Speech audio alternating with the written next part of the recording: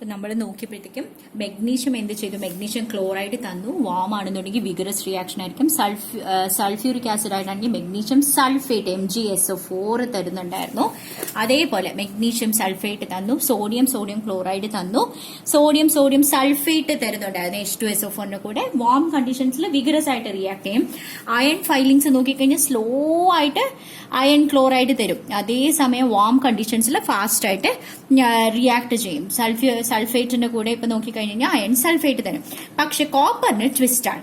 Copper എന്താണെന്നറിയോ? Copper എന്ന് പറയുന്നത് റിയാക്ട് ചെയ്യില്ല. നമ്മൾ നേരത്തെ പറഞ്ഞില്ലേ, എല്ലാ സംഭവങ്ങളും ഉണ്ടല്ലോ, എല്ലാ മെറ്റൽസും ഒരേപോലെ അല്ല റിയാക്ട് ചെയ്യണം. ചില മെറ്റൽസ് ഭയങ്കരമായിട്ട് റിയാക്ട് ചെയ്യും, ചില മെറ്റൽസ് അതേസമയം പതുക്കെ ആയിട്ട് ചില സംഭവങ്ങളുണ്ടല്ലോ ഒട്ടുമേ റിയാക്ട് ചെയ്യില്ല എന്നുള്ള അവസ്ഥയിലായിരിക്കും.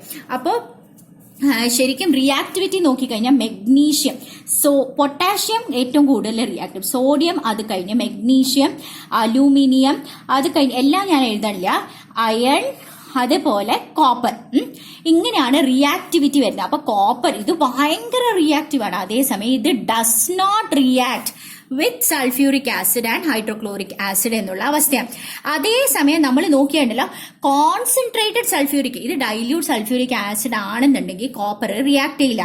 പക്ഷെ കോൺസെൻട്രേറ്റഡ് സൾഫ്യൂരിക് ആസിഡ് ആണെന്നുണ്ടെങ്കിൽ, കോൺസെൻട്രേറ്റഡ് സൾഫ്യൂരിക് ആസിഡ് ആണെങ്കിൽ മാത്രം കോപ്പർ റിയാക്ട് ചെയ്യും. ഓക്കെ, കോൺസെൻട്രേറ്റഡ് സൾഫ്യൂരിക് ആസിഡ് ആണെങ്കിൽ നമ്മുടെ കോപ്പർ റിയാക്ട് ചെയ്യും. കാരണം കോൺസെൻട്രേറ്റഡ് സൾഫ്യൂരിക് ആസിഡ് എന്ന് പറയുന്നത് ഉണ്ടല്ലോ വളരെ നല്ല ഒരു ഓക്സിഡൈസിങ് ഏജന്റ് ആണ്. അത് തൽക്കാലം ഇങ്ങനെ പഠിച്ചാൽ മതി. അതായത് ഓക്സിജൻ കൊടുക്കാൻ, നല്ലൊരു റിയാക്ഷൻ ക്രിയേറ്റ് ചെയ്യിപ്പിക്കാൻ, ഓക്സിഡൈസിങ് റിയാക്ഷൻ ക്രിയേറ്റ് ചെയ്യിപ്പിക്കാൻ കഴിവുള്ള ഒരു ആസിഡ് ആണ് കോൺസെൻട്രേറ്റഡ് സൾഫ്യൂരിക് ആസിഡ് എന്ന് പറയുന്നത്. അപ്പൊ ഇതാണ് നമ്മുടെ ആസിഡിന്റെ പ്രത്യേകത. അതേസമയം നോൺ മെറ്റൽസ്, നമ്മുടെ ചാർക്കോളും സൾഫറും രണ്ടുപേരും ആസിഡുമായിട്ട് റിയാക്ട് ചെയ്യില്ല. ചാർക്കോൾ ആണെങ്കിലും സൾഫർ ആണെന്നുണ്ടെങ്കിലും രണ്ടുപേരും നമ്മുടെ ആസിഡ്സ് ആയിട്ട് റിയാക്ട് ചെയ്യില്ല അണ്ടർ ദീസ് കണ്ടീഷൻസ്. ഇനി ബേസ് നമ്മൾ എന്താ പറഞ്ഞേ? സോഡിയം ഹൈഡ്രോക്സൈഡ്, എന്ത് മെറ്റൽ ഹൈഡ്രോക്സൈഡ്സ് വന്നാലും ബേസസ് ആണ് എന്ന് നമ്മൾ പറഞ്ഞു അല്ലെ. അപ്പൊ ഈ ബേസസുമായിട്ട് നമ്മുടെ മെറ്റൽസ് റിയാക്ട് ചെയ്യാറുണ്ടല്ലോ, ഉണ്ടോ എന്ന് ചോദിച്ചിട്ടുണ്ട്. ഇപ്പൊ സോഡിയം ഹൈഡ്രോക്സൈഡ് ഭയങ്കര സ്ട്രോങ് ആയിട്ടുള്ള ബേസാ, അതും അലൂമിനിയവും തമ്മിൽ റിയാക്ട് ചെയ്യും. അപ്പൊ ഇത് കുറെ കൂടി കോംപ്ലിക്കേറ്റഡ് ആയിട്ടുള്ള പ്രോഡക്റ്റ് ആണ്. അത് നിങ്ങൾ പഠിക്കാനില്ല, എന്നാലും ഇവിടെയും ഹൈഡ്രജൻ ഗ്യാസ് ഇവോൾവ് ചെയ്യും. അപ്പൊ മെറ്റൽസ് ആസിഡ് ആയിട്ട് റിയാക്ട് ചെയ്താലും മെറ്റൽസ് ബേസ് ആയിട്ട് റിയാക്ട് ചെയ്താലും ഹൈഡ്രജൻ ഗ്യാസ് ഇവോൾവ് ചെയ്യും. എങ്ങനെ തിരിച്ചറിയാൻ പറ്റും എന്ന് പറഞ്ഞു കഴിഞ്ഞാൽ, നമ്മളൊരു ബേണിംഗ് മാച്ച് സ്റ്റിക്ക് ആ ഗ്യാസിൽ കാണിച്ചു കഴിഞ്ഞാൽ it will burn with a pop sound. അങ്ങനെ നമുക്ക് അതിനെ തിരിച്ചറിയാൻ പറ്റും. നോൺ മെറ്റൽസിനെ റിയാക്ട് ചെയ്യും. നമ്മുടെ നോൺ മെറ്റൽസ് ആണെന്നുണ്ടെങ്കിൽ ഇതേപോലെ തന്നെ ബേസസ് ആയിട്ട് റിയാക്ട് ചെയ്യും. കോംപ്ലിക്കേറ്റഡ് റിയാക്ഷൻസ് ആണ് ഉണ്ടാവുന്നത്. സോ നോൺ മെറ്റൽസും ബേസുമായിട്ട് കോംപ്ലിക്കേറ്റഡ് റിയാക്ഷൻ ഉണ്ട്. മെറ്റൽസ് സോഡിയം ഹൈഡ്രോക്സൈഡ് ആയിട്ട് റിയാക്ട് ചെയ്യും. ഇപ്പൊ സോഡിയം അലൂമിനേറ്റ് Na2AlO3 എന്ന് പറയുന്ന സംഭവമാണ് ഉണ്ടാകുന്നത്. അത് തൽക്കാലം അത് പഠിക്കാനില്ല. പക്ഷെ എന്നാൽ പോലും ഹൈഡ്രജൻ ഗ്യാസ് ഇവോൾവ് ചെയ്യും ഡ്യൂറിങ് ദിസ് റിയാക്ഷൻ. ആസിഡ് ആയിട്ട് മെറ്റൽ റിയാക്ട് ചെയ്താലും ബേസ് ആയിട്ട് മെറ്റൽ റിയാക്ട് ചെയ്താലും നമുക്ക് ഹൈഡ്രജൻ ഗ്യാസ് ഇവോൾവ് ചെയ്യും. ഹൈഡ്രജൻ ഗ്യാസ് ഇവോൾവ് ചെയ്തോ എന്നുള്ളതിന്റെ test, bring A burning match stick onto the mouth of the test tube and you will hear a pop sound with the burning of the matchstick. അതാണ് it shows that hydrogen gas is evolved. മനസ്സിലായോ? അപ്പൊ നമ്മള് ഇത്രയും reactions പറഞ്ഞു എങ്ങനെയാണ് ആസിഡുമായിട്ട് react ചെയ്യുന്നത്. ഇനി last reaction ആണ് വിച്ച് ഇസ് ഡിസ്പ്ലേസ്മെന്റ് റിയാക്ഷൻ. അപ്പൊ ഡിസ്പ്ലേസ്മെന്റ് റിയാക്ഷൻ എന്ന് പറയുന്നത് എന്താണ് സാധനം? അത് നമുക്ക് കുറെ ടെസ്റ്റ് ട്യൂബ് തന്നിട്ടുണ്ട്. ഈ ടെസ്റ്റ് ട്യൂബിൽ എന്താ ഉള്ളതെന്ന് പറഞ്ഞാൽ, ഇതിലെ കോപ്പർ സൾഫേറ്റ്, എപ്പോഴും കോപ്പർ സൾഫേറ്റ് എന്ന് പറഞ്ഞാൽ നല്ല നീല കളറായിരിക്കും. കോപ്പർ സൾഫേറ്റിൽ ഞാൻ സിങ്കിന്റെ പൊടികൾ ഇട്ടു ആദ്യത്തെ ബിക്കറിൽ. രണ്ടാമത്തേല് കോപ്പർ സൾഫേറ്റിൽ അയണിന്റെ നെയില് കൊണ്ടുപോയിട്ട് ഇട്ടു. മൂന്നാമത്തേല് സിങ്ക് സൾഫേറ്റിൽ കോപ്പറിന്റെ സാധനങ്ങൾ ഇട്ടു. നാലാമത്തേല് അയൺ സൾഫേറ്റിൽ കോപ്പറിന്റെ ടേണിങ്സ്, കുറച്ച് കോപ്പറിന്റെ തരികൾ ഇട്ടു. അതേപോലെ അഞ്ചാമത്തേല് സിങ്ക് സൾഫേറ്റിൽ അയൺ ഇട്ടു. ഇതിലെ ഏതിലൊക്കെ കളർ മാറും എന്നുള്ളതാണ് ചോദ്യം. അപ്പൊ എന്താണ് സംഭവം എന്ന് നമുക്ക് ആദ്യം നോക്കാം. എപ്പോഴാണ് ഒരു സാധനം കളർ മാറുന്നത്? അപ്പൊ ഇതിൽ നിങ്ങൾ ബേസിക്കലി ഏതൊക്കെ മെറ്റൽസ് ഉണ്ട്? ഇവിടെ കോപ്പർ സൾഫേറ്റിന്റെ കോപ്പർ, സിങ്ക് സൾഫേറ്റിന്റെ സിങ്ക്, ഇവിടെ കോപ്പർ, ഇവിടെ അയൺ, ഇവിടെ സിങ്ക്. ആകെ 3 ഉള്ളൂ. ആരൊക്കെയാണെന്നറിയോ? കോപ്പർ ഉണ്ട്, അതേപോലെ സിങ്ക് ഉണ്ട്, അതേപോലെ അയൺ ഉണ്ട്. ഇതാണ് ഇവരുടെ order. Zinc is more reactive than iron, which is more reactive than copper. Zinc iron copper, zinc iron copper, zinc iron copper, ഇങ്ങനെയാണ്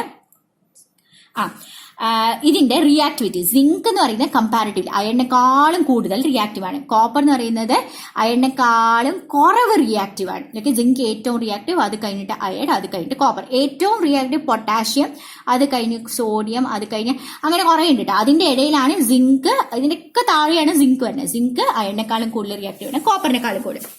അപ്പൊ ഇപ്പൊ say for example copper sulphate, കോപ്പറും സൾഫേറ്റും കൂടിയിട്ട് ഒരു ഫാമിലി ആയിട്ട് താമസിക്കാൻ. അപ്പൊ കോപ്പറിനെക്കാളും റിയാക്റ്റീവ് ഒരു വലിയ ചേട്ടൻ വന്നു എന്ന് വിചാരിച്ചോ, കോപ്പറിനെക്കാളും റിയാക്റ്റീവ് ആണ്. അപ്പൊ ഈ ഫാമിലിയിലുള്ള ആൾ എന്ത് ചെയ്യും? ഇയാളുടെ കൂടെ പോകും, അയൺ സൾഫേറ്റ് ആയി മാറും, എന്നിട്ട് കോപ്പറിനെ പിടിച്ച് പുറത്താക്കും. അതേസമയം അയൺ സൾഫേറ്റ് ഇരിക്കുകയാണെന്ന് വിചാരിച്ചോളൂ, എന്നിട്ട് കോപ്പർ ഇരിക്കാന്ന് വിചാരിച്ചോ, അയണും സൾഫേറ്റും കൂടിയിട്ടാണ് ഇരിക്കണം, പക്ഷെ ലെസ് റിയാക്റ്റീവ് ആണ് വന്നേ എന്നുണ്ടെങ്കിൽ റിയാക്ഷൻ നടക്കില്ല. അതേ ഇപ്പൊ സിങ്ക് സൾഫേറ്റ് ആണ് വന്നേന്ന് വിചാരിച്ചോളൂ, കൂട്ടത്തില് അയൺ ആണ് വന്നേ. അപ്പൊ സിങ്ക് സൾഫേറ്റ് സിങ്കിന് ഭയങ്കര സ്ട്രെങ്ത് ആണ്, അപ്പൊ വലിയ സ്ട്രെങ്ത് ഉള്ള ആളാണ്, അതിനേക്കാളും കുറവ് സ്ട്രെങ്ത് ഉള്ള ആളാണ് വന്നേ, അപ്പൊ റിയാക്ഷൻ നടക്കില്ല. അതേസമയം അയൺ സൾഫേറ്റ് ഇട്ടു, കൂട്ടത്തില് സിങ്ക് ആണ് ഞാനിട്ടെ, അപ്പൊ അയൺ അയണിനെക്കാളും ഭയങ്കര സ്ട്രോങ് ആയിട്ടുള്ള ആളാ വന്നേ. അപ്പൊ സിങ്ക് സൾഫേറ്റ് ഫോം ചെയ്യും, ഈ സൾഫേറ്റ് സിങ്കിന്റെ കൂടെ ഫോം ചെയ്യും, അയണിനെ പിടിച്ച് പുറത്താക്കും. ഇങ്ങനെ നടക്കുന്ന റിയാക്ഷനെയാണ് നമ്മൾ ഡിസ്പ്ലേസ്മെന്റ് റിയാക്ഷൻ എന്ന് പറയുന്നത്. മനസ്സിലായോ? Displacement reaction is a reaction in which a more reactive metal displaces a less reactive metal. More reactive metal displaces a less reactive metal from its salt. അപ്പോൾ ഡിസ്പ്ലേസ്മെന്റ് റിയാക്ഷൻ എന്താണ്? It is a reaction in which more reactive metal displaces എന്ന് പറഞ്ഞാൽ പുറത്താക്കുക, displaces less reactive metal from its സോൾട്ടിൽ നിന്നും, ഇതൊക്കെ salt ആണ് കേട്ടോ, സോൾട്ടിൽ നിന്നും പുറത്താക്കുന്നതിനെയാണ് നമ്മൾ ഡിസ്പ്ലേസ്മെന്റ് റിയാക്ഷൻ എന്ന് പറയാം. പക്ഷെ ഈ പറയുന്ന പോലെ ലെസ് റിയാക്റ്റീവ് ആയിട്ടുള്ള മെറ്റലിന് മോർ റിയാക്റ്റീവ് മെറ്റലിനെ ഡിസ്പ്ലേസ് ചെയ്യിപ്പിക്കാൻ പറ്റില്ല. കുറവാണ് റിയാക്ടിവിറ്റി എന്നുണ്ടെങ്കിൽ ഇതിനെ കൂടുതൽ റിയാക്ടിവിറ്റി ഉള്ള സാധനത്തിനെ പിടിച്ച് പുറത്താക്കാനായിട്ട് പറ്റില്ല. ഇയാൾക്ക് ശക്തി കൂടുതലാണ്, അപ്പൊ കുറവ് ശക്തിയുള്ള ആൾക്ക് ഇയാളെ പിടിച്ച് പുറത്താക്കാൻ പറ്റില്ല. മനസ്സിലായോ? അപ്പൊ കളർ ഭയങ്കരമായിട്ട് ചേഞ്ച് ചെയ്യും. അപ്പൊ നോക്കിയേ, കോപ്പർ സൾഫേറ്റും സിങ്കും. അപ്പൊ കോപ്പർ സൾഫേറ്റ് ആരാണ്? കോപ്പർ സൾഫേറ്റും സിങ്കും നോക്കിക്കഴിഞ്ഞാൽ CuSO4 സിങ്ക്. സിങ്ക് എന്ന് പറയുന്നത് ഇയാളുടെ കാള് ശക്തിയാണ്, അപ്പൊ ഇതിനെ പിടിച്ചിട്ട് പുറത്താക്കാൻ പറ്റും. ഇതിനെ പിടിച്ച് പുറത്താക്കിയിട്ട് എന്ത് സംഭവിക്കും? കോപ്പർ സൾഫേറ്റ് നല്ല നീല കളറായിരുന്നു, അതെന്തായി സിങ്ക് സൾഫേറ്റ് ആവും അല്ലെ, ZnSO4 പ്ലസ് കോപ്പർ. അപ്പൊ കോപ്പർ നല്ല റെഡ് കളറാണ്, സിങ്ക് സൾഫേറ്റിന് കളർ ഒന്നുമില്ല, പക്ഷെ റെഡ് കളർ കോപ്പർ ഇങ്ങനെ അടിഞ്ഞു കൂടിയിരിക്കുന്നത് നമുക്ക് കാണാൻ പറ്റും. മനസ്സിലായോ? അതേപോലെ തന്നെ എല്ലാ ഇതിലും നമുക്ക്, എല്ലാ ബീക്കേഴ്സിലും നമുക്ക് പല കളർ ചേഞ്ചസ് കാണാൻ പറ്റും. അപ്പൊ കോപ്പർ സൾഫേറ്റും അയൺ നെയിലും നോക്കിക്കഴിഞ്ഞാൽ നേരത്തെ നമ്മൾ കണ്ടില്ല, കോപ്പർ സൾഫേറ്റും അയൺ നെയിലും. അപ്പൊ അയൺ കണ്ട കോപ്പറിനെക്കാൾ ശക്തി കൂടുതലായത് കാരണം അയൺ സൾഫേറ്റ് ഫോം ചെയ്യും. കോപ്പർ സൾഫേറ്റ് ബ്ലൂ കളറായിരുന്നു, ബ്ലൂ കളർ എന്ന് പറയുന്നത് അയൺ സൾഫേറ്റിന് നല്ല ഗ്രീൻ കളറാണ്. അയൺ സൾഫേറ്റിന് ഗ്രീൻ കളറിൽ റെഡ് കളർ തരികൾ, കോപ്പറിന്റെ റെഡ് കളർ തരികൾ നമുക്ക് കാണാൻ പറ്റും. അതേസമയം സിങ്ക് സൾഫേറ്റും കോപ്പറും, സിങ്ക് സൾഫേറ്റ് എന്ന് പറയുന്നത് പറയുന്ന പോലെ സിങ്ക് സൾഫേറ്റും കോപ്പറും ആരെ ഫാമിലി ഉണ്ടാക്കിയേക്കണ നല്ല ശക്തിയുള്ള ആളാ. No reaction will take place. Zinc sulphate colourless ആയിരുന്നു, അങ്ങനെ കളർലെസ് ആയിട്ട് തന്നെ നിൽക്കും. അയൺ സൾഫേറ്റും കോപ്പർ ആരെ ഫാമിലി ഉണ്ടാക്കിയേക്കണേ? കോപ്പറിനെക്കാളും ശക്തിയില്ല അല്ല. So no reaction will take place. അതേസമയം സിങ്ക് സൾഫേറ്റും അയണും ഇവിടെയും റിയാക്ഷൻ നടക്കില്ല, കാരണം അയണിന് ശക്തിയില്ല, സിങ്ക് സൾഫേറ്റിനാണ് ശക്തിയുള്ളത്. അപ്പൊ സിങ്ക് സൾഫേറ്റും അയണില് no reaction will take place. So displacement reaction is a reaction in which a more reactive metal can replace a less reactive metal from its സോൾട്ടിൽ നിന്നും മാറ്റാൻ പറ്റും. പക്ഷെ ലെസ് റിയാക്റ്റീവ് മെറ്റലിന് it can not replace a more reactive metal. അപ്പൊ കാര്യം മനസ്സിലായോ എങ്ങനെയാണ് ഡിസ്പ്ലേസ്മെന്റ് റിയാക്ഷൻ സംഭവിച്ചത്? അപ്പൊ 4 തരത്തിലുള്ള റിയാക്ഷൻസ് ആണ് നമ്മൾ പഠിച്ചത്. അതായത് റിയാക്ഷൻ വിത്ത് ഓക്സിജൻ പഠിച്ചു. റിയാക്ഷൻ വിത്ത് ഓക്സിജനിൽ തന്നെ നമ്മൾ അയൺ ആയിട്ടുള്ള റിയാക്ഷൻ, മെഗ്നീഷ്യം ആയിട്ടുള്ള റിയാക്ഷൻ, കോപ്പർ ആയിട്ടുള്ള റിയാക്ഷൻ പഠിച്ചു. മാത്രമല്ല ഓക്സൈഡ്സ് ബേസിക് ഇൻ നേച്ചർ ആണെന്ന് പഠിച്ചു. Non metals oxides acidic nature ആണെന്ന് പഠിച്ചു. ഇനി നമ്മൾ പഠിച്ചത് വാട്ടർ ആയിട്ടുള്ള റിയാക്ഷൻ ആണ്. സോഡിയം പോലത്തത്, സോഡിയം ഭയങ്കര എക്സോതേർമിക് ആണ് റിയാക്ഷൻ എന്ന് പഠിച്ചു. അയൺ പോലത്തത് അത്രയും റിയാക്റ്റീവ് അല്ല എന്നുള്ളത് നമ്മൾ പഠിച്ചു. നോൺ മെറ്റൽസ് സാധാരണ വെള്ളമായിട്ട് റിയാക്ട് ചെയ്യില്ല, പക്ഷെ ഓക്സിജനായിട്ട് റിയാക്ട് ചെയ്യുന്നു. ഫോസ്ഫറസ് പോലത്തെ സാധനങ്ങൾ എക്സ്പ്ലോഷനോട് കൂടി ശരിക്കും പറഞ്ഞു കഴിഞ്ഞാൽ ഫയർ പിടിക്കൂ എന്നുള്ളത് നമ്മൾ പഠിച്ചു.